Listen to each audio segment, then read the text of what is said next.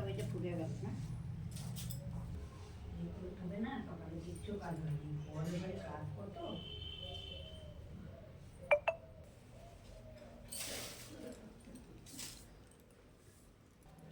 Good morning বন্ধুরা, আবারও চলে এসেছি আমি গপ্প সপ্প চ্যানেলে।